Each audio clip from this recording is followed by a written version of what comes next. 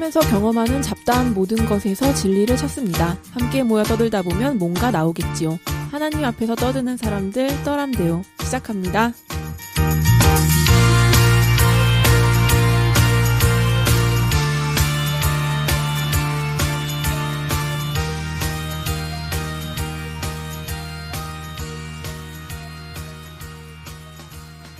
네, 반갑습니다. 떠람대호입니다. 먼저 자기소개부터 할까요? 교회 다니는 동네형 임브로입니다. 김사부입니다. 안녕하세요. 서과장입니다. 안녕하세요. 손작급입니다. 김사부님 그게 뭐예요? 그냥 웃고 싶었어요. 난 왜 철진한 조커를 또 다시? 창의력이 고갈이 됐구나. 아니에요. 아니에요. 아니면 게을러졌구나. 오늘 그 주제에 맞는 어떤 거를 생각할 수 없었어요. 책을 안 읽었으니까. 읽었다니까요. 책 안 읽으면 벌금 10만 원인데. 읽었다니까요. 네. 주님은 아십니다. 근데 왜 생각이 안 났어요? 책이 구렸구나. 아니 이따 뭐 할 얘기가 많겠지만. 야, 시작부터 그렇게 진짜 하지 마요. 야, 거의 뭐 폭풍 왜 드리블인데 그러는데 지금. 내가 계속 화내고. 아무래도 미리 좀 얘기를 할 필요가 있을 것 같아요. 약간 지금 서 과장님이 김사부에게 언짢은 상황이에요. 그래서 격양돼 있어. 야, 너 이렇게 아니야. 너 왜 이렇게 분노했느냐? 근데 아니다. 나 분노하지 않았어. 막 약간 그런 느낌. 너가 이렇게 예민하게 받아들이지 않았으면 다 농담으로 들었을 거야. 나는 예민하지 않고 나는 그냥 가만히 있었는데 이제 주위에서 자꾸 각주들을 달기 시작하더니. 그치. 떠람대오를 녹음할 때 편집하려는 부분에서 박수를 칩니다. 나 여기 부분 편집해줘 짝짝 이런 식인 거죠. 그렇다는 것 같아. 뭐야? 왜 네 마음대로 편집을 해? 오늘 편집은 저입니다. 네. 박수 잘 치네. 네, 박수 쳐주셔서 감사합니다. 박수 받아 마땅한. 네, 서 과장님 어떻게 네. 지내셨습니까? 잘 지냈습니다. 뭐 별일 없이? 샬롬하게. 샬롬. 샬롬. 네, 좋은 말이죠. 김사부님은 어떻게 지내셨습니까? 저 한 주 동안 정말 책 한 권을 열심히 읽었어요. 어떤 책을 읽었나요? 오늘? 네, 뭐 하나님의 정의라는 책을 읽었는데요. 네. 예전에 어렸을 때 그 까라마조프의 형제들, 네. 그거를 읽을 때, 나 분명히 한글인데 왜 이렇게 속으로 안 들어오지 그 생각을 했었는데, 그런 책을 또 오랜만에 만났어요. 네, 그렇죠. 손 작가님 어떻게 지내셨습니까? 저는 수영을 계속 다니고 있고 살도 좀 빠지고 조금 체력도 좋아지는 것 같아요. 그런데 이제 수영을 다녔던 이유가 진짜 체력 때문이었거든요. 이제는 운동을 뭔가 살 빼기 위한 게 아니라 생존 체력이 좀 필요하겠다 싶어가지고 자꾸 피곤하니까 뭘 딴 거를 못 하더라고요. 그냥 당면한 과제들밖에 못 하고. 그래서 수영을 조금 했었는데 12월 되면서부터 오늘 이제 처음으로 원래는 아침 7시 반을 다니다가 아침 6시로 옮겼어요. 아니 피곤해가지고 체력을 기르기 위해서 수영을 하는 건데 네네. 그렇게 잠을 쪼개가면서 새벽에 일어나서 하면 도움이 돼요? 아니죠. 그러니까 점진적으로 한 거죠. 점진적으로. 그래서 점진적으로 7시 반을 가다가 좀 이제 적응이 됐네. 근데 안 빠지네. 그래서 이제 6시로 옮긴 거고. 그래서 이제 아침 시간을 좀 더 좀 알차게 보내고자 했는데 죽는 줄 알았어요. 진짜. 일어나는 게 힘든 게 아니라 6시 반에 갔는데 약간 반이 조정이 돼요. 그래서 평소보다 좀 더 잘하는 반에 들어갔는데 다 남자분들밖에 없는 거야. 진짜 미친 듯이 돌리는 거예요. 쉬는 시간 보통 여자분들 있으면 좀 천천히 가시는 분들이 꽤 많아서 이게 듬성듬성 쉴 수 있는데 진짜 계속 죽겠다 하는데 마지막 바퀴입니다 그러는 거예요. 뭐 마지막 바퀴 그리고 시계를 보니까 진짜 5분밖에 안 남았더라고. 미친 듯이 계속 돈 거예요. 그래가지고 지금 굉장히 좀 피곤한 상태인데 하나님의 정의 너무 기대됩니다. 이렇게 개연성이 없지 않나요? 개연성이 있습니다. 네. 근데 새벽 수영 정말 피곤한데. 근데 대단하다. 뭐 할만하네요 이제. 저도 좀 적응이 돼가지고. 요즘 막 일 욕심이 생겨가지고 그렇죠. 이런저런 일들을 하는데 체력이 너무 달리는 맞아요. 거예요. 나이가 드니까.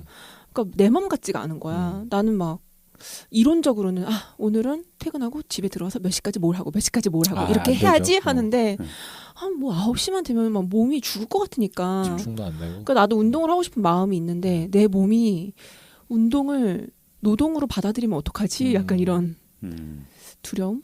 스스로한테 엄격하게 해야죠. 그치. 김사부님 한 수 알려주십시오. 그 엄격함을 전해주세요. 네. 저도 배우고 싶어요. 엄격해야죠. 갔다 와도 돼 하고 그래야지. 그렇군요. 네. 근데 오늘 처음 뵌 그 수영 강사님의 모습이 잊혀지지가 않아요.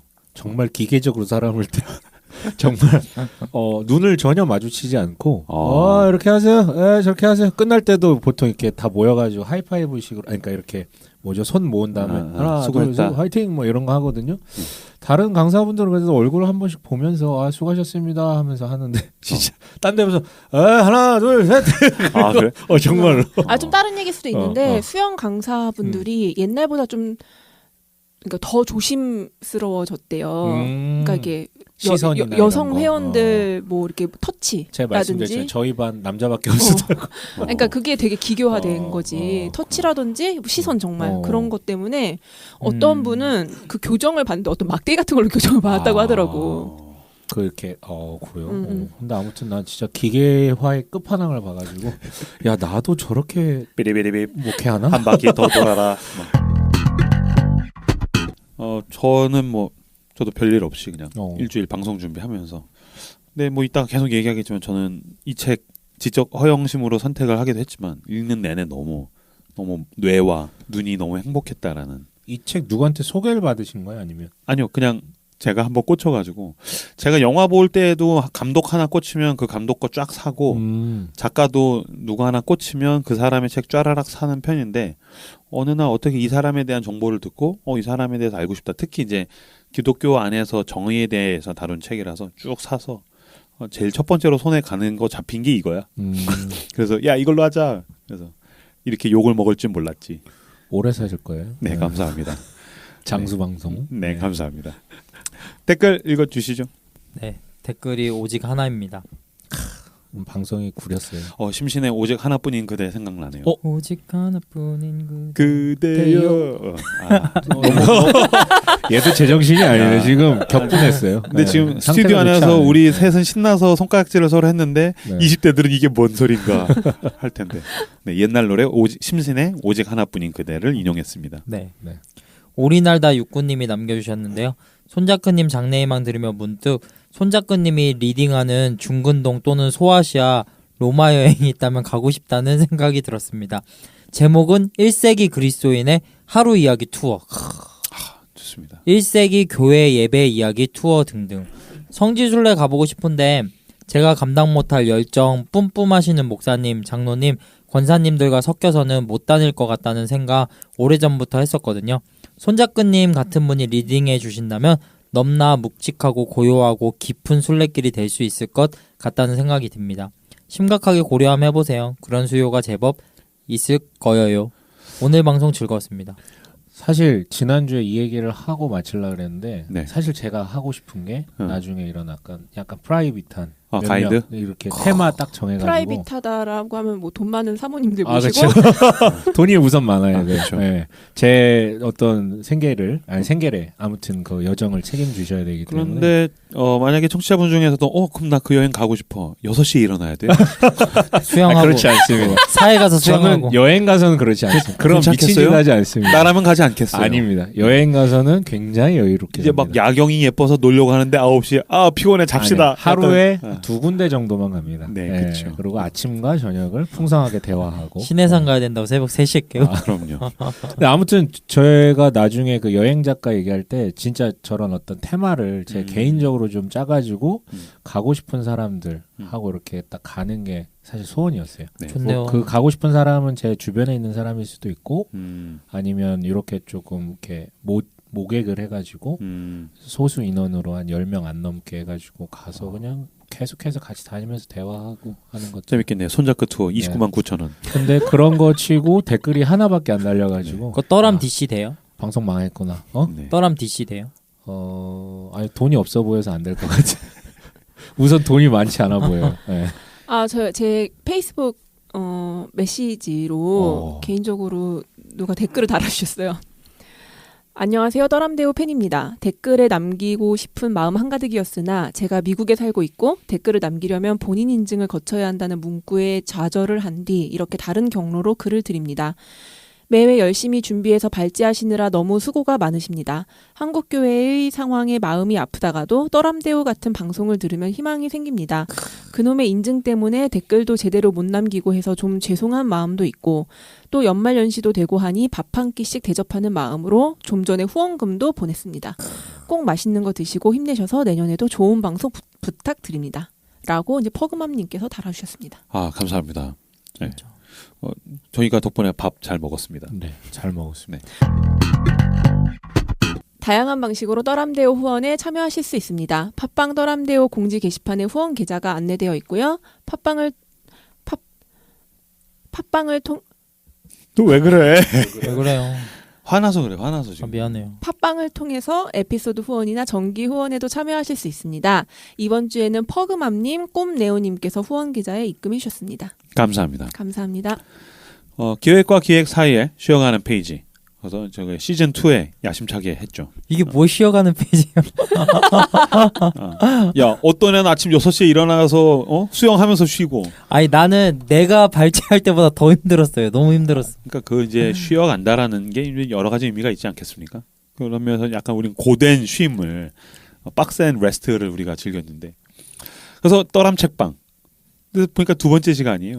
두둥. 그렇죠. 그래서 두 번째 왜 시간 약간 눈치 보는 것 같죠? 저희들의 약간 좀 미안하긴 해요. 내가 니네한테 약간 빡센 책을. 나 다음에 평소와 다르게 약간 다음에 미안한 기대해. 듯한. 그래서 네. 니콜라스 월터스토프의 하나님의 정의 떠람 책방을 함께 이야기를 나눠보려고 합니다. 그래서 먼저 이 책을 다루기 전에 난이도 있는 책을 읽는다라는 것을 어떤 의미이며 어떻게 접근해야 되는가에 대해서도 좀 설명할 필요가 있을 것 같아.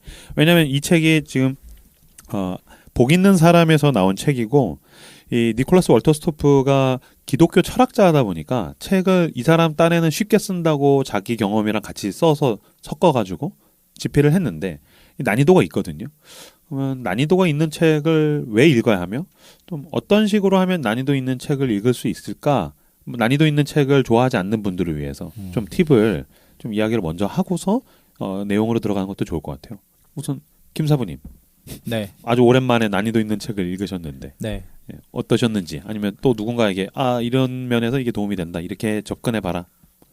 난이도 있는 책은 제 생각에는 어떤 강력한 제약이 걸리지 않는 한은 독해내기가 쉽지 않은 것 같아요. 저희도 계속 벌금 10만 원. 네, 그래가지고 저 계속 장고 확인하면서 이번 주 한 수요일까지 그냥 깔끔하게 입금하고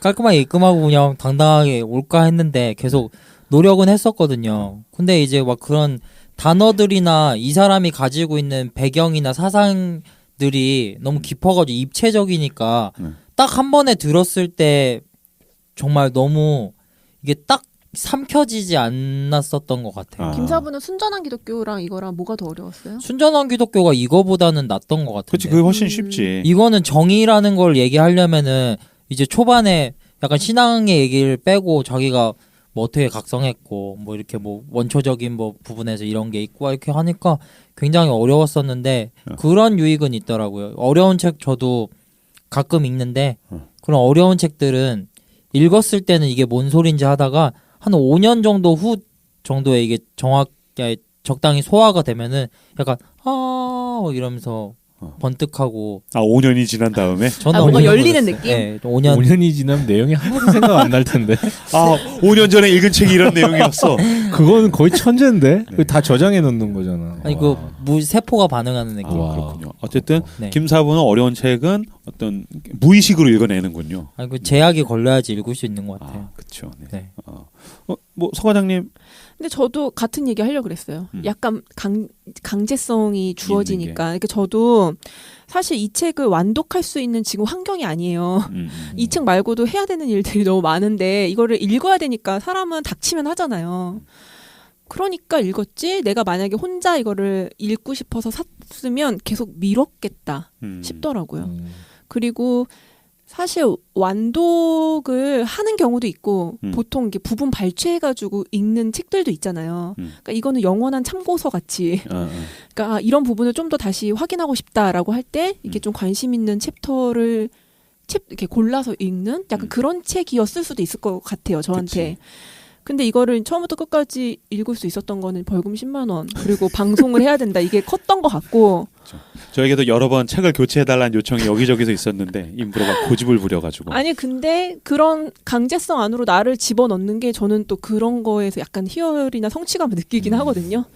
그래서 이걸 다 읽으니까 또 그쵸. 기쁘고 또 이런 거 읽을 때마다 약간 그 독서의 근육이라는 말 많이 사용하잖아요. 네네. 그러니까 그런 게 조금은 이렇게 질겨졌다 이런 생각을 하면서 읽으면 난 그거 되게 중요한 것 같아. 그 운동 지금 독서의 근육이라는 말이 너무 적합하다고 생각하는 것 같아. 독설의 근육. 독서의 근육도 맞고 독서의 근육도 맞고. 자꾸 독서를 많이 해보면 그치. 네, 늘죠. 아니야. 이게 처음에 운동할 때 이걸 내가 왜 해야 되나 싶은데 하다가 보면 안 되는 게 되는 지점이 또 오고. 맞아요. 이게 처음엔 들기가 너무 무거워서 안 들리는데 또 막 계속 애쓰다가 보면 어느 순간인가 들려지고. 턱걸이도 2개 하다가 5개 하고 7개 하고 막 이런 것들이 있잖아요. 좀 독서도 비슷하지 않나라는 생각을 저도 들으면서. 근데 저는 이 책을 읽으면서 막 되게 새로운 얘기를 하고 있다는 생각은 안 들었어요. 뻔한 얘기 어렵게 하지. 네, 뻔한 얘기의 어떤 그 기본적인 그 막 철학적인 바탕 뭐 이런 것들을 촘촘하게 깔아주잖아요. 그렇죠. 그런 걸 또 새롭게 맛보는 게 음. 즐거웠습니다. 네. 손 작가님은 네. 그래도 우리 중에서 그나마 난이도 있는 독서를 아니 그렇지 않습니다. 네. 저는 그렇지 않습니다. 어쨌든 뭐 우리 중에 겸손한 거야, 뭐야? 아닙니다. 지적 허용이 제일 많은 아닙니다. 두꺼운 책들만 골라서 읽는. 지적 허용은 그냥 네. 존버죠, 존버. 네. 네, 그냥 근데 이제 버티는 거죠. 어떻게 난이도 있는 책을 읽는 것이 좋은지 누군가 와서 이거 어려워서 못 읽겠어요. 그랬을 때 왜 이런 거 읽어야 되나요? 지적 허용으로 충만하면 읽혀집니다. 읽어냅니다. 내가 이런 거 읽었다. 나 읽었다. 그렇게 뭐 시작하는 거 아닐까요? 대부분? 뭐 그게 정말 재밌어서 읽는 사람들도 있겠지만 그치. 원래 이제 그쪽으로 뚫려 있고 어. 뭐 철학 완전 그 학문적인 소양이라든가 전공이 그쪽이라면 근데 철학과 사람들도 얘기 들어보면 늘 도전하는 마음으로 읽는 경우가 많다라고 저도 들었던 것 그렇죠. 같아요. 근데 도전이죠, 사실은. 이게 당장의 유익도 아니고 과제도 아니고 뭐 당장 막 엄청 물론 이제 읽다 보면은 개념이 이해가 되면 야, 이런 말을 어떻게 이렇게 탁월하다. 잘할까? 탁월하다. 이런 어떤 게 있어요, 사실은. 근데 이제 어떤 정보를 소개해주는 책들을 읽었을 때 누리는 희열과는 많이 다른 편이고 굉장히 힘들고 사실 그걸 깨닫기까지. 근데 어쨌든 이런 개념들이 좀 정립이 되고 이해가 되면은 확실히 내가 좀 성장하는구나라는 것을 느낄 수 있으니까 도전이라고 생각을 하고 이거를 조금 더 속된 표현으로 지적 허영에 대한 열망이 있으면 읽어보게 되는 그래 두꺼운 책 도전하고 계속 그런 거 아닐까 싶어요. 근데 이게 어디나 어느 분야나 마찬가지겠지만 처음에는 이해가 진짜 안 되는데 기본 개념들과 이런 것들이 조금씩 이제 쌓이다 보면 나중에는 비슷한 류의 책을 읽을 때 훨씬 더 빨리 그리고 속독으로 훨씬 더 뭐랄까 더 자연스럽게 이해하면서 읽게 되는 것 같아서 진짜 존버라 그러죠. 전 그 말 맞는 것 그러니까 같아요. 1세기 시리즈를 이거 10분 만에 읽는 거를 막 이런 식으로 그랬구나. 조롱하고 얇은 책 읽는 놈들. 그렇지 않습니다. 저는 이제 다시 태어나기로 했어요. 네. 겸손으로. 네. 겸손작으로. 겸손작으로. 저 처음에 그 철학책 그 대학에서 읽을 때 저도 이제 스터디 그룹 같은데 사실 이제 동아리. 전 일반 대학교에서 동아리도 운동권 동아리 마지막 운동. 예, 운동권 동아리 그 세대거든요. 그때 처음 접할 때 와 이게 뭐야 모르는 챕터를 막 5번 7번씩 읽어서 나중에 어떤 챕터 같은 경우는 막 외우고 그랬거든. 왜냐면 이제 꿀리기 싫고 혼자 못 알아듣기도 싫고. 근데 그렇게 하면서 나도 진짜 독서의 근육이 좀 세져서 나중에는 그냥 그런 개념들로 이야기가 전개되고 나도 그런 거로 인용을 하고 그런 약간 또 풍성하고 깊이 있고 여러 가지 맛을 낼 수 있는 그 단계가 되게 좋더라고. 그런 면에서는 여러분들이 약간 난이도 있는 책을 처음에는 이해가 안 되시면 그냥 눈으로 읽고서 그냥 넘어가시면 되고요. 요 챕터가 뭔 말인지 모르겠는데 왠지 좋아. 그러면은 그걸 좀 여러 번 읽으셔서 약간 외우는 지경까지 가시면은 나중에는 진짜 한 5년 정도 지나면 김살프처럼 이해가 됩니다. 근데 저도 뭐 이렇게 독서에 뭐 엄청나게 뭐 능력이 있고 그런 건 아닌데 아까 이제 제가 수영 얘기 잠깐 했는데 뭐든지 비슷한 것 같아요. 그러니까 너무 초반에 너무 어렵고 막 고전이라 그래서 막 뛰어들잖아요. 한 번에. 근데 그런 것보다는 그냥 약간은 이제 입문서부터 이렇게 쭉쭉쭉쭉 가는 게 훨씬 더 흥미도 붙이고 좋지 않을까. 수영장에 처음 갔는데 막 저병해. 예, 그리고 저도 이제 이번에 6시로 바꿨다 그랬는데 7시 때 적응이 됐으니까 이게 한 2달 동안 내가 안 빠지고 계속해서 잘 나가는구나. 그러니까 이제 6시 가니까 전혀 무리가 없는데 우리 늘 그렇잖아. 운동해야지. 그럼 바로 이제 뭐 헬스가 3개월, 6개월 6개월 끊어버리고 이게 말이 안 되거든요. 똑같은 것 같아요. 책도 가서 막 벤치프레스 들다가 막 깔리고 막 비슷한 것 같아요. 근육이라는 말은 참 좋은 말 같아. 그런 의미에서. 그런 면에서 이 월터스토프의 하나님의 정의는 난이도가 별 몇 개 정도 될까? 자, 15개 만점을 했었을 때 5개가 극강이야. 최고로 어려운 책이 별 5개야. 근데 이해도 면에서는 그렇게 어려운 책은 그 아니었던 것 정도까지는 같아요. 아닌 것 같아요. 아까 몇 개? 3개? 3개? 3개 정도? 나도 2개 반 3개? 2개 반 3개? 4개. 4개? 저도 한 3.5개. 저도 약간 그 정도. 3에서 3.5. 예, 제가 예전에 모르겠어요. 지금 다시 보면 그 책을 읽힐지 모르겠는데 제가 처음으로 이 책을 보고 나서 욕이 나왔던 책이 있었어요. 키에르케고르의 책 죽음에 이르는 병인가? 네, 맞아. 와, 이게 뭔 말이야? 키에르케고르 어렵지. 이게 뭔 말이야 하면서 내가 빠간가? 진짜로. 아니 최근에 뭐 기독교 신앙 입문도서로 마르틴 그거 누구죠? 마르틴 부버. 그거에 뭐 나와 너를 해가지고 뭔 소리지 도대체 이거를? 나도 그 페이스북 포스팅에서 기독교 입문서 추천 뭐 20선인가에 마르틴 부버의 나와 너가 있더라고. 그래요? 그래서 이거 보고 다 기독교 오지 말라는 건가? 입문서는 안녕 기독교 아니에요? 그거죠. 안녕 기독교지. 사람들이 마르틴 부버 나와 너 보잖아. 이게 뭔 소리야 도대체. 책은 얇은데 알아들을 수가 없어. 그러니까. 그래서 어쨌든 오늘 책은 한 평균적으로 떠람대오 패널들에게 별 3개 정도, 3개 반 정도 되겠네요. 진짜 알려주지. 네, 그래서 나 한 주 동안 계속 나 멍충인가 계속 그러면서 그렇지 않아요. 그래가지고 또 서 과장님한테 카톡 하려다가 또 나한테 뭐라고 할까봐. 그러니까 인문학 서적 같은 게 익숙하지 않은 사람들에겐 조금 더 난이도가 있게 느껴질 수가 있어요. 근데 봐봐, 계속 긁잖아, 네가. 아니에요, 그냥 나는 너가 나를 빡치게 하는 걸 그러니까. 여론 조성을 안 해. 자, 그러면 먼저 대략적인 내용에 대해서 설명하고 이야기를 쭉 풀어가면 되겠네요. 미국의 기독교 철학자인 니콜라스 월터스토프는 인상적인 3번의 경험을 하게 됩니다. 일종의 여행인데 남아공을 가게 되고 남아프리카 공화국, 그다음에 이제 팔레스타인에 있는 사람들을 이제 학교에서 만나게 되고, 그다음에 이제 온두라스에 가서 또 이제 중미죠. 중미 지역에 있는 온두라스의 경험을 통해서 정의와 권리에 대해서 다시 생각해 보게 됩니다. 그리고 이제 이를 토대로 기독교 철학자로서 정의와 권리에 대해서 성경적으로 정리한 자서전적인 책이 바로 이 책입니다. 그래서 원제가 이제 하나님의 정의라고 나와 있지만 원제는 Journey Toward Justice예요. 그래서 정의를 향한 여정. 그래서 이제 본인이 여정을 다니면서 정의에 대해서 느끼고 깨닫고 생각한 거를 적었다. 특히 이제 이 책은 그 존 롤스의 정의에 대한 개념을 비판하면서 자신의 의견을 펼쳐보입니다. 저도 이것 때문에 이게 살펴봤는데 그래도 여전히 미국 쪽에서 정의에 대해서 가장 개념적으로 가장 큰 높은 권위를 가지고 있는 사람 존 롤스더라고. 그렇죠. 존 롤스의 정의론. 이제 마이클 샌델의 정의란 무엇인가에도 나오는데 그분의 스승 아니에요?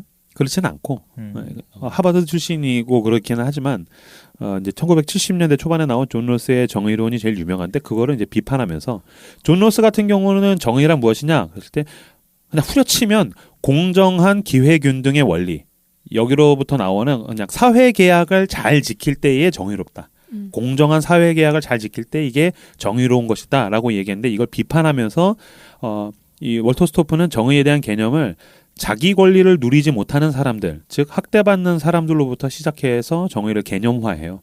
그래서 이제 그러니까 기본적으로 그러니까 이런 어떤 기독교 윤리 쪽에서도 마찬가지인데 기본적인 텍스트로 두고 이제 그치, 그거를 대화하는 게 존 롤스의 정의론이더라고요. 그치. 그 정도로 영향력 있는 어떤 사상이자 책인 것 같아요. 그게.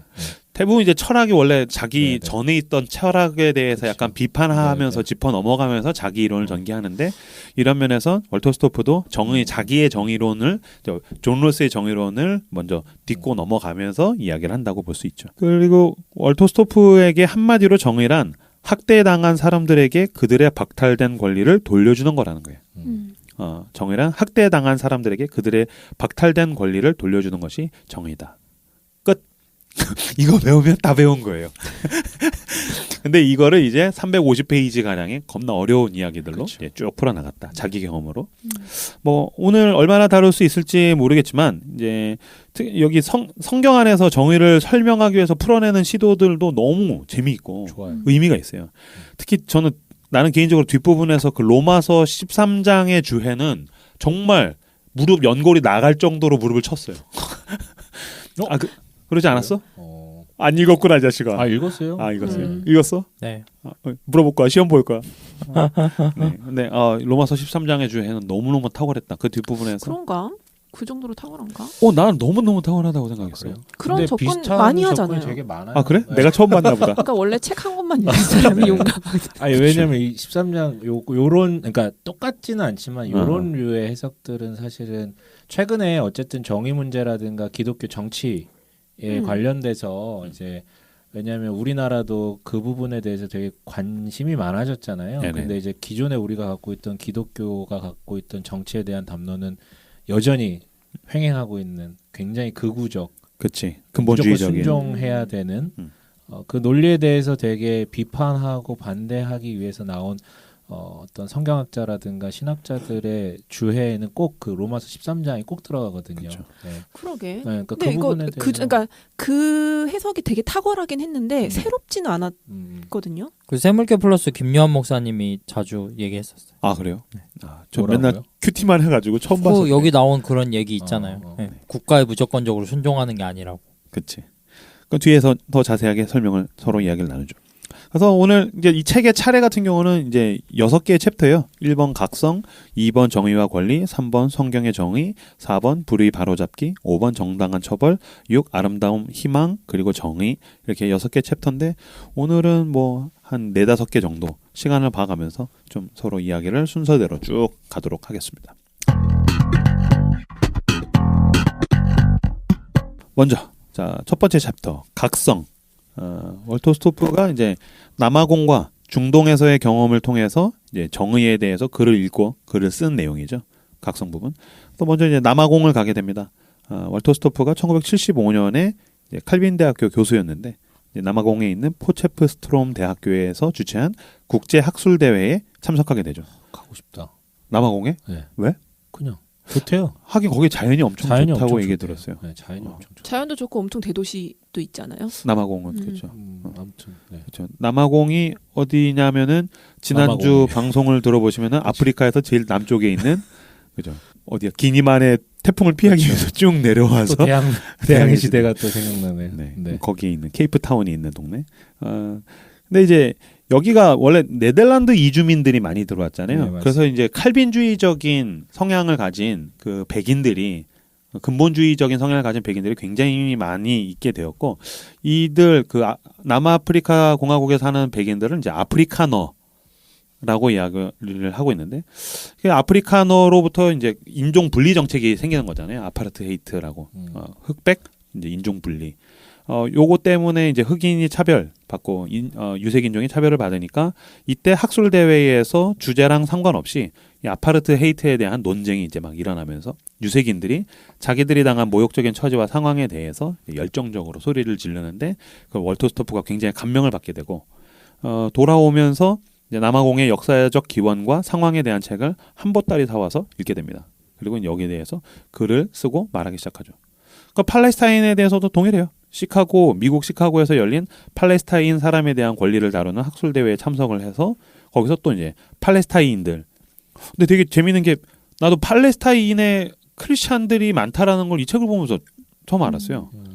나는 팔레스타인은 당연히 무슬림들만 사는 줄 알았더니 거기에 꽤 많은 이 기독교인들이 있는데 우리는 오히려 전 세계에 있는 그리스도인들로부터 외면당하고 있다. 유대인들은 유대교인데 왜 전 세계에 있는 기독교인들은 오히려 팔레스타인에 있는 기독교인들을 더 소외하는가. 그래서 막 또 열정적인 저항적인 목소리를 내니까 또 이 월터 스토프가 감명을 받고 보니까 월터 스토프는 감명을 받으면 집으로 돌아오는 길에 중동의 상황과 기원에 대한 책을 한 보따리를 사서 책을 읽고 또 글을 쓰고 이제 막 목소리를 내기 시작하죠. 그래서 또 중동의 그 팔레스타인 인권 운동의 이사장도 되고, 그래서 이때부터 각성을 하게 되었다라는 게 이제 이 각성에 대한 이야기예요. 그래서 존 로스의 책을 읽었을 때보다 자기는 더 감명 깊었다. 이제 뭐 그 얘기를 하고. 그래서 존 로스의 정의 개념이 위에서 아래로 내려오는 정의에 대한 개념이라고 한다면 월터 스토프는 그래서 아래에서부터 위로 올라가는 정의에 대한 이야기들을 이제 하고 있는 것이죠. 그 두 개 차이가 정확히 설명을 해주시는 게. 그러니까 존 로스 같은 경우는 만약에 세상에 그 무지의 장막, 그 무지의 베일이라는 표현을 이제 쓰는데, 당신이 돈이 얼마나 많으냐 적으냐, 학벌이 얼마나 되느냐 마느냐, 인종이 무엇이냐를 다 제외하고 나서 완벽하게 그런 것과 상관없는 상태에서 공정한 계약을 상정해 놓고 그 계약을 다 지키면 정의로운 세상이 될 것이다라고 이야기를 먼저 하는 것이죠. 그러니까 눈을 감고 그치, 사람 그치. 보지 말고 그냥 딱 공중에 있는. 그치. 그냥 가장 이상적인 계약을 네. 지어놓고서 그걸 지키면은 공정한 정의로운 세상이 될 것이다. 근데 물론 그래도 차별이 생기기 때문에 그 이후에 뭐 차등 원칙이라든지 이런 저런 얘기를 하는데, 어찌 됐든 이제 사회 계약 이론이랑도 유사하고, 그 다음에 이제 절대 다수의 절대 행복 이야기하는 공리주의를 약간 보완하면서 가는 느낌도 있어요. 그럼에도 불구하고 존 로스는 보수적인 이야기는 아니거든, 그렇게까지. 왜냐하면 공리주의에 대한 한계를 딛고 넘어와서 약간 그래도 약간 진보적인 목소리가 없다고 할 수는 없는데, 그에 비해서 월터 스토프는 아예 그게 무슨 소리냐, 그런 너무 이상적이다. 세상엔 학대당하고, 왜냐면 지금 남아공에 갔는데 흑인들과 유색인종들이 학대받아. 정의로운 사회가 아니야. 게다가 더 아이러니한 거는 그때 흑백 그 분리 정책에 대한 이론이 사실 신학이잖아요. 그렇죠. 그게 이제 창세기에서 종류대로 하나님이 만드셨다. 그러니까 인종들도 종류대로 살아야 된다. 여기서 나온 게 아파르트헤이트이기 때문에 그 계약을 지키는 것보다 중요한 것은 학대받은 사람들의 권리를 보장해 주는 것이 정의로운 사회다. 요 얘기를 하기 위해서 이제 철학자로서 그 어쨌든 정치 철학적인 면이라든지 철학적이고 사회적인 면들을 개념을 하나하나 따져가다 보니까 책이 어려운 거예요, 사실은. 그냥 내가 돌아봤는데 너무 불합리해, 이거 도와줘야지라고 하면은 그냥 약간 개인적인 책이 될 수 있기 때문에, 개인적인 의견이 될 수 있기 때문에 정의란 개념 자체가 이런 개념이야라는 거를 철학적으로 성경적으로 이제 풀어놓기 위해서 쓰여진 책이라고 볼 수 있죠. 사실은 그게 사실은 약점일 수도 있어요. 왜냐하면 처음에 본인의 개인적 경험들에서 기인한 어떤 정의를 내리려고 하잖아요. 그것을 이제 회피하지 않고 일부러 넣고 있다라는 좀 생각이 이런 들었고, 거죠. 내가 경험해보지 않았으면 이런 말을 할 수 없었다. 맞아. 그 얘기를 계속 그러니까 그 약자들의 얼굴을 내가 대면해서 봤던 네. 것이 나에게 큰 영향을 미쳤다. 왜냐면 남아프리카 공화국에서 존 로스의 정의론이 무슨 효력이 있겠느냐. 저들에게서. 그러니까 이게 적절한 예인지는 모르겠는데 그냥 아주 그냥 쉬운 언어로 이야기를 하면, 예를 들어서 배가 고파서 뭘 훔쳤어. 그러면 이 사람은 훔쳤으니까 범죄자가 되는 건데, 이거를 이 월터 스토프의 정의의 그 정의에 대한 정의로 보면은 왜 이 사람이 빵을 훔칠 수밖에 없었는지, 그 구조적인 문제, 뭐 이런 것들을 다루는 거잖아요. 그리고 이 사람이 배가 고프게 한 것이 누구의 잘못인가? 이 사람이 배가 고플 때까지 내버려 둔 거, 그것은 누구의 잘못인가? 뭐 이런 것들을 따지니까. 근데 저는 이거 읽으면서 초반에는 살짝 그 월터 스토프의 정의에 대해서 약간 반감이 있었었거든요. 왜냐하면 아까 제가 얘기했듯이 개인의 경험으로부터 너무 도출된 것도 있었고, 그리고 이제 생각을 해보면 굉장히 유려하고 동감되는 듯 하지만 사실은 또 그걸 악용하는 사람들도 되게 많거든요. 그러니까 소위 말해서 무조건 자기가 피해자다. 그러니까 이게 약간 보수적인 이념관을 갖고 있는, 이념관이든 가치관을 갖고 있는 사람들이 실제로 이렇게 악용하는 사람들이 많고요. 살다 보면 그런 사람들도 되게 많거든요. 그러니까 피해자 어떤 코스프레라든가, 그리고 근데 오히려 보수 쪽에서는 그쪽으로 더 엄격하지 않아요? 피해자 쪽이 아니라 너가 일을 안 해서 그러니까 가난한 거다. 그런 의미에서 얘기를 하는. 그러니까 그게 당연하다고가 아니라 보수 쪽에서 얘기하는 거는 완전 공정한 기회균등과 거기에 걸맞는 이제 보상을 자기가 갖고 가는 것에 대해서 원하는 거죠. 공정한 경쟁을 원하는 건데, 이제 그러니까 소위 말해서 그 피해자들로부터 시작하는 것에 대해서 우선은 반대하는 게 아니라 더 나아가서 그것이 악용될 소지가 분명히 있다라는 부분에 대해서 얘기를 하는 거거든요. 그래서 계속해서 머리를 굴리면서 이 사람의 어떤 정의에 대해서 처음에는 조금 생각이 많았었는데 계속해서 보다 보니까 그 얘기가 계속 마음에 와닿는 건 맞는 것 같아요. 근데 이 네네네. 지적 되게 맞는 게 네네. 권리를 너무 보장해주면 인간의 본성이라는 게 악하기 때문에 그쵸, 그 부분 그거를 때문이죠. 악용하려는 네네. 사람들이 등장할 텐데 그럼 그 세상은 정의로울 수 있느냐? 그럼 그것을 어떻게 제약하고 어떻게 제어할 것인가에 대한 부분이 있는데 그걸 이제 뭐 자기 딴에는 보완하면서 가기는 그치. 하는데 그러니까 계속해서 이런 말이 들릴 걸 난 안다. 라고 하면서 이제 반박을 해주잖아요.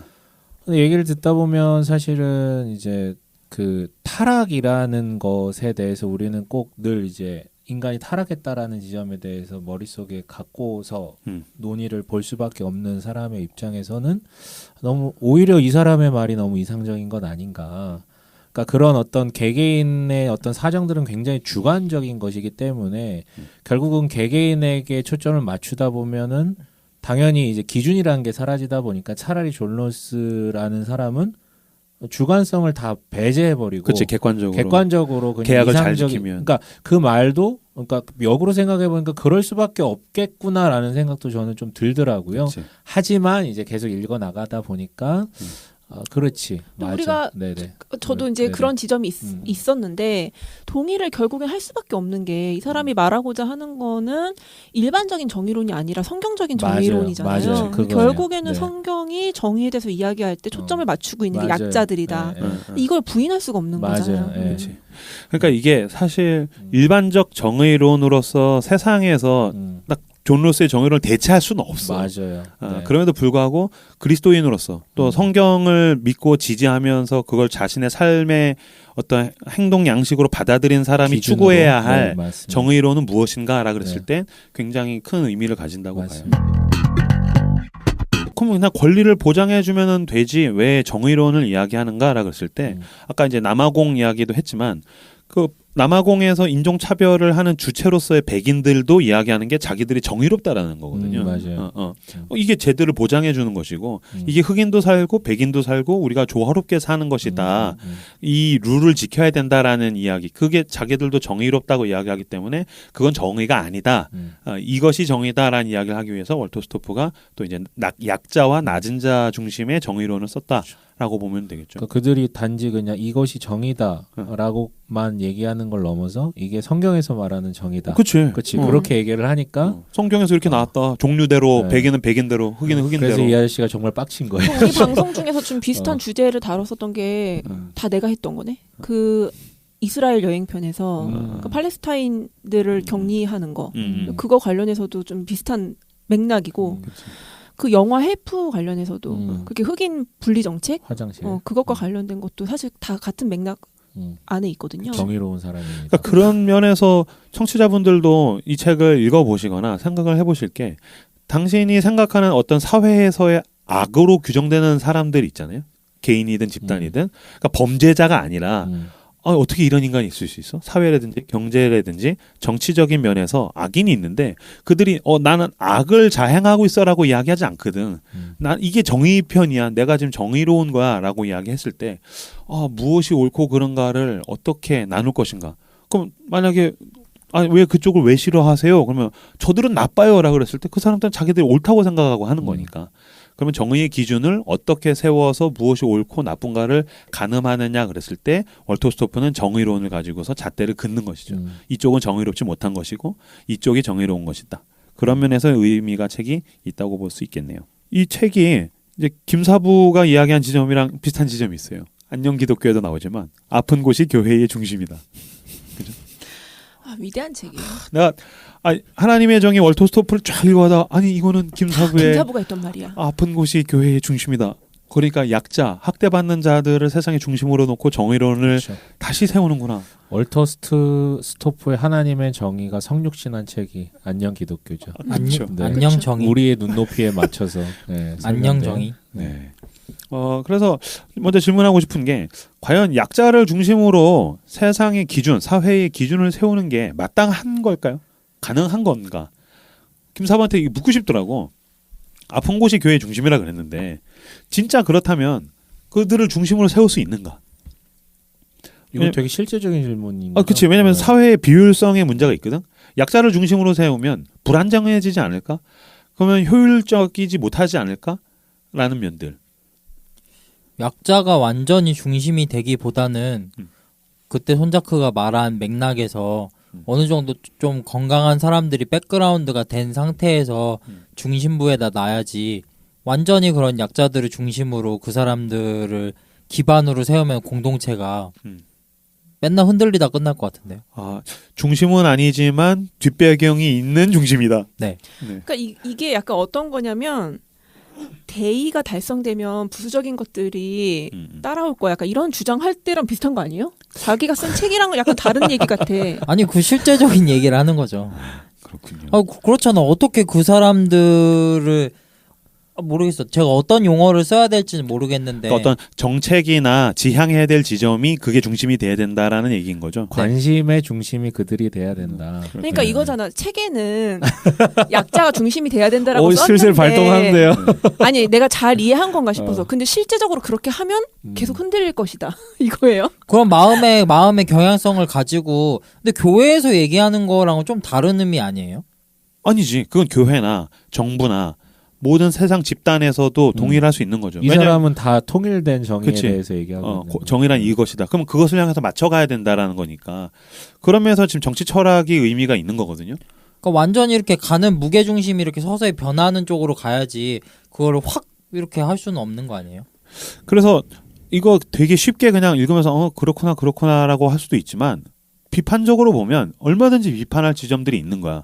왜냐면 보수적 경제적인 사상을 가진 사람들이 이야기한 건 뭐냐면 진보, 그러니까 낮은 자와 약자 우대하는 정책으로 하면 경제가 성장하지 않는다는 거거든요. 일단 파이를 키우고. 그렇지. 그러니까 경제가 성장을 해야 약자들과 낮은 자들에게도 그 어쨌든 부스러기들, 나머지 것들 같이 파이가 커지면서 먹는 것들이 생기기 때문에 경제를 효율적으로 성장시키는 게 먼저다. 그 다음에 분배에 대해서 신경 써야 된다. 이게 이제 보수 정책을 지향하는 사람들의 의견이죠. 경제 정책에 한해서. 그렇죠. 네. 그랬을 때 이거 완전 틀린 말은 아니야. 이거 맞습니다. 악하다고 이야기할 수 있는 게 아니고 이건 서로 다른 지점인데. 근데 그 반대로 이제 약자가 중심이 될 수 있는가? 제가 그 마이클 샌델의 정의란 무엇인가에 있는 그 부분을 갖고 왔어요. 마이클 샌델의 정의란 무엇인가에 소수 집단 우대 정책 논쟁이 있어. 그 셰릴 호무드라는 여성이 백인이고 홀 어머니랑 살고 부유하지 않아. 근데 이제 이 여자가 법학 전문 대학원 그 로스쿨에다가 이렇게 입학을 시험을 쳤는데 점수가 높았는데도 불구하고 텍사스 법학 전문 대학원에 떨어집니다. 그럼에도 불구하고 자기는 떨어졌는데 자기보다 낮은 점수의 소수민족 계열이 붙었어요. 왜냐면 이제 소수민족 우대 정책 때문에. 그래가지고 이 여인이 셰릴 호브드가 소송을 걸었죠. 그래서 이거 뭐냐, 이거 부당하다. 역차별이다. 그치, 역차별이다. 정의롭지 못하다. 미국의 경우에 실제로 이 정책의 실제 수혜자들이 중산층 소수민족의 경우가 높대요. 그러니까 이제 뭐 한국인이나 뭐 일본인이나 다른 제3세계의 사람들인데 가난한 사람들이 그걸 누리는 게 아니라 제3세계에서 미국에 이민 와서 부자들이나 중산층들이 이걸 통해서 더 쉽게 뭐 대학원에 가거나 대학에 가거나 직장에 이제 가게 된다는 것이죠. 사실 지금 이 논쟁 우리나라도 유사한 것들 있지 않나요? 그렇죠. 여성 우대에 대해서. 그렇잖아. 바꿔서 얘기하면 군과산 남자 군대 갔다 와서 뺑이 쳤는데 이게 뭐냐. 이런 얘기들이 이거 얼마든지 내가 적용하자면 디테일한 지점들을 볼 수가 있겠군 이라는 생각이 들더라고요. 그래서 제가 그때 설명을 덜 드렸나요? 뭐요? 그거에 대해서? 얘기를 해주시죠. 뭐라고 했지? 그때 뭐 이제 기울어준 운동장 이런 이야기를 했었죠.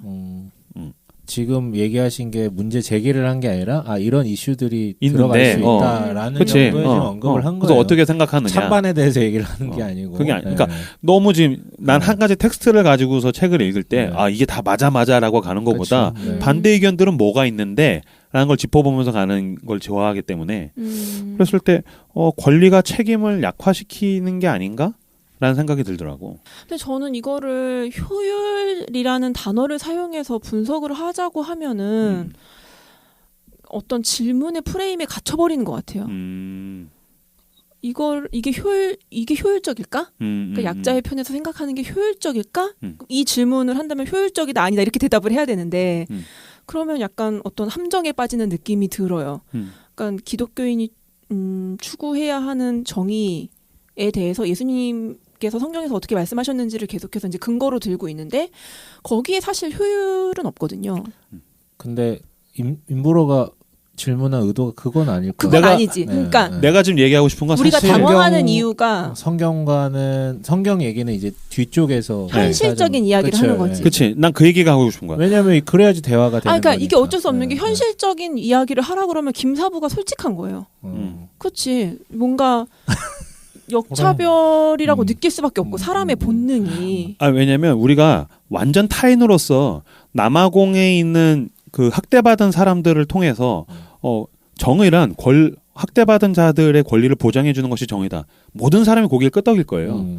그런데 네가 그렇게 해라. 그치. 셰릴 호보드에게도 그게 정의인가. 소수 민족 우대 정책에 의해서 나는 오히려 손해를 봤어. 근데 내가 왜 이런 손해를 봐야 됩니까? 라고 그러는데 그게 정의야. 기울어진 운동장 때문에 이런 정책을 사용할 수밖에 없고 그러려면 너도 손해를 봐야 돼 라고 그랬을 때 이 여인이 정의를 어떻게 받아들일 것인가 라는 생각이 또 드는 거야. 그러니까 우리는 단순히 멀리 있는 타자와 멀리 있는 약자를 도와주는 정의는 좋다고 생각하면서 그게 나에게 적용돼서 내가 어떤 손해를 감수해야 된다라고 그랬을 때는 세상이 부당하다. 이건 정의가 아니다라고 오히려 따지지 않나. 근데 정말 그렇게 소수자를 위한 그 정의적인 그 사회적인 안정망이 넓어지면 넓어질수록 사람들의 평균적인 어떤 그 사고 방식이 그러니까 평균적인 그게 약간 이제 가난한 나라보다는 그런 뭐라 그래 선진국들 선진국의 사고 방식은 좀 다를 거라고 생각을 해요. 그러니까 무슨 얘기냐면 내가 지금 이 건에 대해서는 내가 손해를 본 게 맞아. 근데 언젠가는 저 사회적 안정망이 나를 지켜줄 때가 있다라는 그 합의가 있는 거죠. 그러니까 이런 합의가 있는 전제 하에서 생각하는 것과 그냥 사람의 이기심으로 당장 나는 그런 걸 당했을 때 싫어. 그래서 정의로운 세상 동의하지 않아 라고 생각하는 건 좀 다를 수 있겠다. 그래서 사실 임브로가 초반에 좀 말씀을 드리고 싶었던 건 뭐냐면 왜 정의론이 필요한가요에 대한 부분이에요. 이제 각성을 해서 월터스토프가 정의론을 세워나가게 되는데 그냥 정의로우면 되지 왜 정의론이 필요하느냐 그랬을 때 내가 정의롭다라고 생각하는 건 사실은 내가 좋아하는 한 사람의 의견이거나 아니면 주관적이죠. 그치 내 이득이 걸려 있는 맞아요. 문제인 경우가 굉장히 많아요. 실제로 내 대학 후배 중에 한 명 같은 경우는 옛날에 그 이명박 박근혜 정권을 너무너무 극혐했어. 그래서 그 정권이 바뀌고 문재인 정권이 들어섰어. 근데 이 친구가 뭐에 민감하냐면 부동산에 민감해. 집값에. 그렇죠. 근데 부동산 정책이 사실 문재인 정부가 사실 별로 잘하지 못하거든. 재미를 못 보고 있어. 네. 그러니까 그 누구보다도 열렬하게 문재인 정부를 비판하는 거야. 그러니까 사실 우리가 무엇이 정의다라 그랬을 때 그냥 뭉뚱그려서 이런 게 정의 아니야라는 것과 만약에 어떤 사람이 야 이게 정의인데 이 정의론에 의해서 내가 손해를 조금 봤다면 세상의 정의를 위해서 나는 그것을 마땅히 기꺼이 감수하며 이 이론과 이 정책과 이 사람을 내가 지지해야 되지 않겠어? 라는 것들을 세우려면 정의에 대한 이론, 맞아요. 정의론이 필요하겠구나라는 생각이 그래서 들었어요. 아까 잠깐 얘기했던 건데 결국은 성경적 가치를 따를 수밖에 없는 우리지만 잠깐 이걸 내려놓고 이게 정말 효율적이고 옳은가를 얘기를 했을 때 그래서 아까 이제 그 존 롤스의 얘기가 단순히 이제 눈을 가리고 보자는 게 결국은 사람은 다 제각각 얘기를 할 수밖에 없는 거고 네. 이게 첫 번째. 그러니까 결국은 다 주관적일 수밖에 없다. 그치. 그러니까 다 눈을 감고 생각을 해보자라는 말이 나올 수밖에 없고 두 번째는 이거는 성경에 기록된 내용이기도 하지만 모두가 다 공감하는 내용. 인간은 믿을 게 못 된다. 라는 부분. 그렇죠. 결국은 뒤통수 치고 자기 유익대로 나갈 수밖에 없다라는 것에 대한 기본적인 우리는 다 신뢰가 있잖아요. 그 부분에 대해서. 인간 믿을 게 못 된다. 네.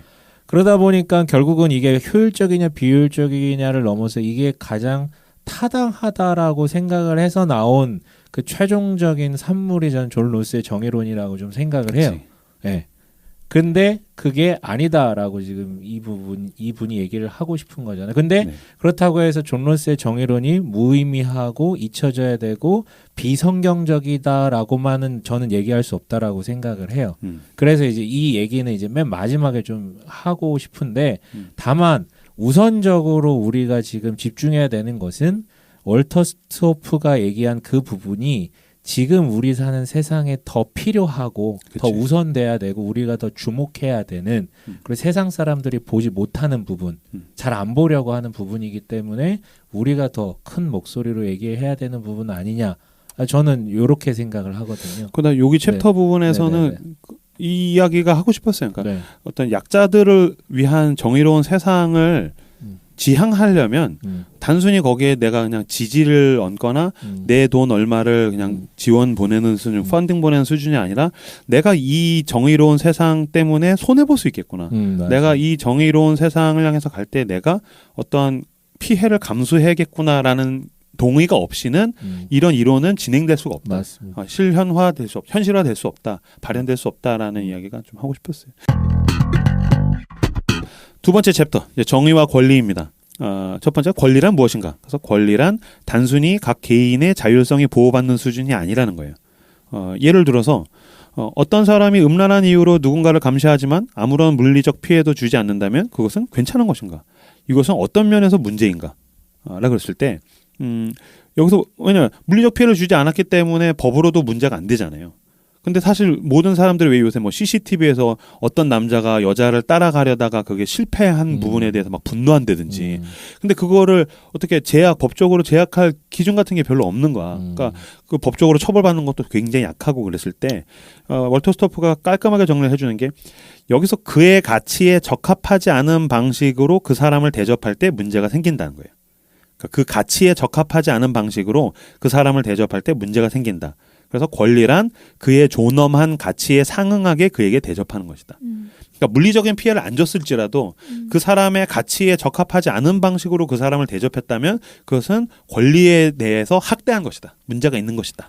라는 이야기를 해요. 그 가치라는 것은 막 돈이 많고 적고 랑 상관없이 그게 아니 인간의 그치, 존엄한 인간이 가치. 하늘에서 주어진 그쵸. 천부 인권. 그렇죠. 천부 인권. 가장 쉽게 얘기하면 천부 인권인데 어떤 인간의 존엄한 가치에 상응하게 대접해야 되는데 음란한 목적으로 하거나 도구화하거나 그런 식으로 했었을 땐 물리적 피해가 없더라도 그거는 어떤 권리를 침해한 것이다.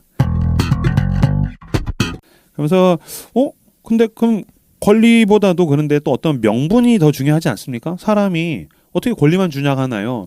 명분, 어떤 공동의 선을 이루기 위해서는 자신의 권리를 이렇게 좀 침해당할 수도 있는 거 아닙니까? 라고 그랬을 때 월터 스토프는 권리에는 압도적인 힘이 있다.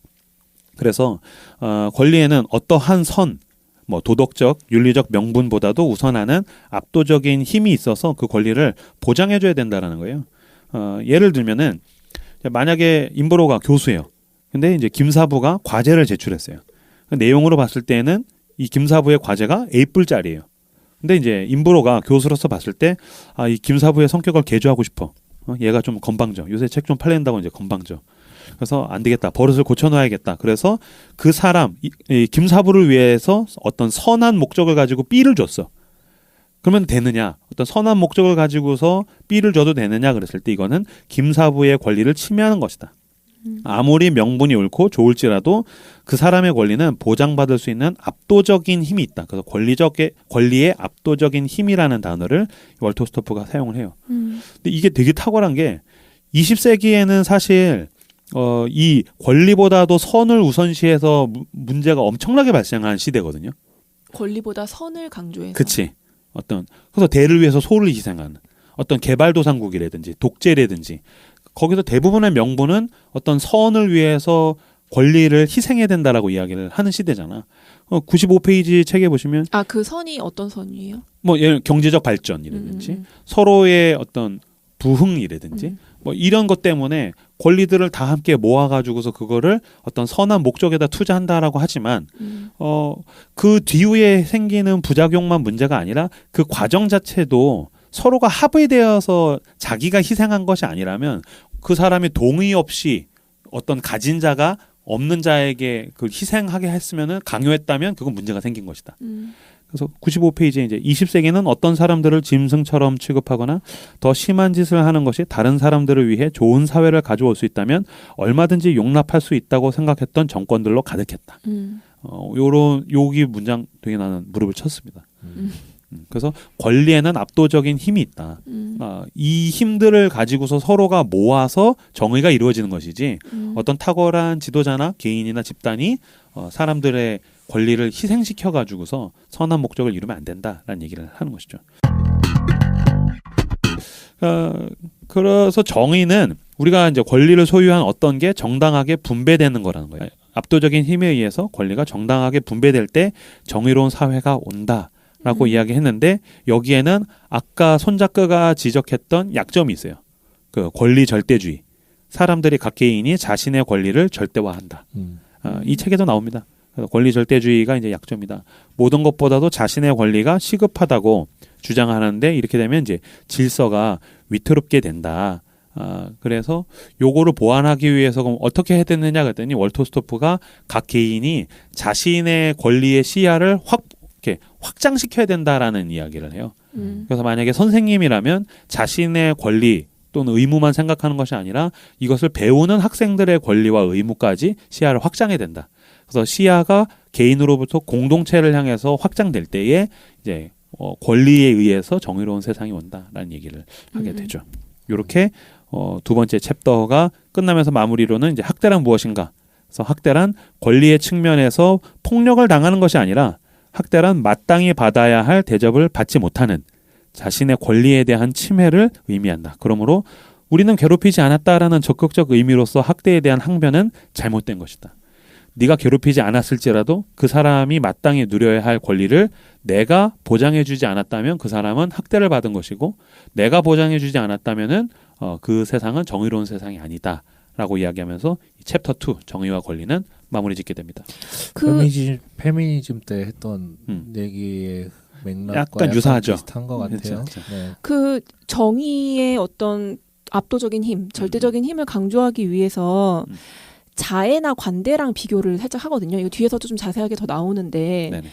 그 아까 임브로가 설명해줬던 아파르테이트를 이제 옹호했던 이제 백인들을 이제 아프리카너들이라고 하잖아요. 네. 이들이 그러니까 막 그냥 대놓고 막 이상한 사람들, 뭐 이런 사람들이 아닌 네, 거예요. 뭐 나치 이런 게 아니야. 이 사람들은 자기 나름대로 자기 뒷마당에 사는 흑인들한테 옷도 나눠주고 맞아요. 나름의 어떤 자선을 베푼단 말이에요. 그리고 그렇게 차 평화롭게 자기들 입장에서 그렇게 그냥 이 상태를 유지하면서 살아가기를 원해요. 그러니까 내가 좀 더 관용을 베풀 테니까 이렇게 살자. 내가 너한테 못 해준 게 뭐야? 약간 이런 입장인 거예요. 이거에 대해서 권리가 압도적인 힘을 가지고 있다라는 거는 그 사람들이 누려야 하는 것은 훨씬 더 그 이상이라는 거지. 그치. 그래서 그러면서 자애랑 관대랑 비교를 하기를 자애는 선택적이며 관대는 조건적이다. 그런데 그들이 누려야 하는 권리는 그것을 훨씬 뛰어넘는 것이다. 당연한 것이다. 이 개념이 되게 중요한 게 가진 자들이 그러니까 자비심을 베풀어서 관대하게 내 것을 나눠주면은 되는 거 아니냐라고 이야기하는데 가진 자들의 자애에 의해서 없는 자들이 그거를 누리게 되는 게 아니라 원래 가져야 되는 거를 지금 못 가지고 있는데 그거를 보장해주는 권리, 그 권리를 보장해 줄 때에 세상이 정의로워진다라는 거죠. 그런 면에서 이제 구분을 해서 생각을 해보시면 좋겠죠.